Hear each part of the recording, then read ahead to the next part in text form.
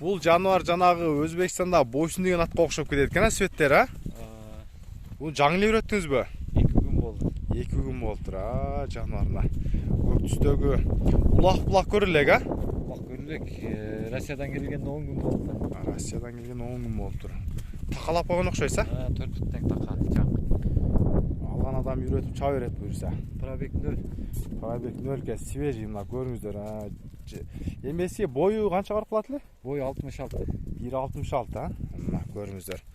1.66 жаныбар көк түстөгү аргымак сатууга чыгып атат. Бул Жанар экенин коросунан. Өзүңүздөр билесиздер, бул жерде көбүнчө эле Польша, Европа жылкарысы сатылат.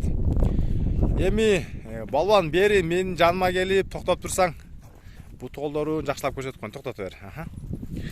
Мына жылкынын кашкабак баш көздөрүн көрүңүздөрчү. Кээ бир адамдар көзүн көрүп эле бак коркок же жөөктүкөн айтып коет экен. Мына төш. Төш өтө кең экен, Жанар эке. Төш өтө кең экен. Жоон жол пат экен. Бу толдорунда бир жандай айыбы жок, а? Мына өзү деле жеңил эле көрөт, жана андай тяж деле көрүнбөй эле турат. Бастырчы гана бир жылуулап.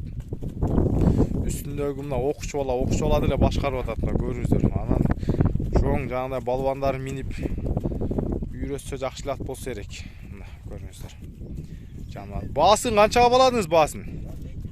Баасы 250 миң экен, где-то бир $3000 айланасы болуп калат.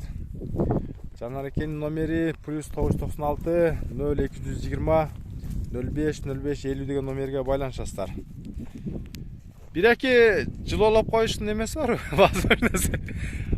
Сен бөлөксүң, балбан, сен бөлөксүң.